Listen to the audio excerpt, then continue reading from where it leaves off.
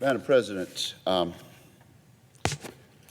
rise today pointing out an injustice done by the authorities running the Tokyo Olympics.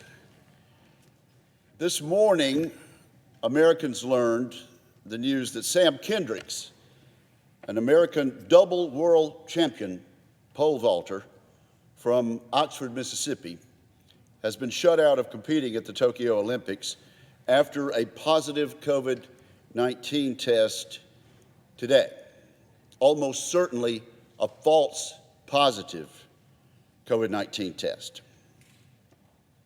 This is an injustice that can still be rectified if the Olympic Committee will be fair. For those of you who don't know Sam, he's an alum of the University of Mississippi, Ole Miss, where he took back-to-back NCAA championships before launching his professional career.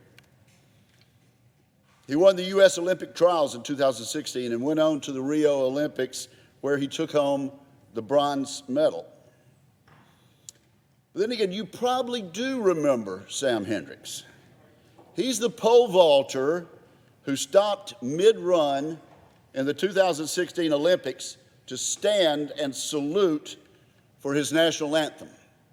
That's Sam Kendricks, Olympic champion from the state of Mississippi. He's made his school, his state, and his nation very proud, and by all accounts, he was expected to be a contender for the gold medal this year. But after testing negative for the COVID virus 3 times, Sam received a positive test result earlier today. The time frame is different in Tokyo, but it was on Thursday. And under International Olympic Committee rules, he was immediately disqualified from competition, even though he had previously tested negative 3 times, even though he has already had the coronavirus, and even though a follow-up test administered according to U.S. Olympic standards came up negative. The rules are you got to wait 6 days. Well, guess what? His competition is Friday. And adherence to hidebound rules like that will bar him from the Olympics. No consideration for the fact that his test, one of thousands of tests administered daily, may very well have been a fluke. As Sam told the world, he's not sick, he's not displaying symptoms, he's already had COVID-19 and should be immune. And again, he tested according to USA track and field team tests immediately after getting this false positive. Obviously, the fair thing for the Olympic Committee to do would be to follow up immediately on another test to verify whether all these negatives were correct, and undoubtedly they were. But the powers that be won't allow Sam Kendricks to get an official follow-up. No, according to protocols, he must wait 6 days, then he can have a follow-up test, which no doubt would show that he doesn't have the coronavirus. What's magic about 6 days? What about the young athlete? What about fundamental fairness? As Sam Kendricks' father said, these athletes travel too far, work for too many years, make too many sacrifices not to confirm a positive test. A very inexpensive thing to do.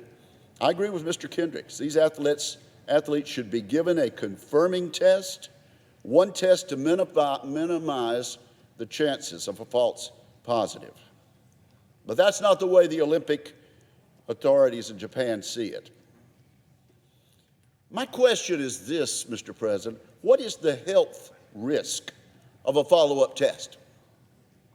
How could it possibly hurt anyone or anything to make sure you've got it right when you tell a young American that he can't compete for his nation in the Olympics?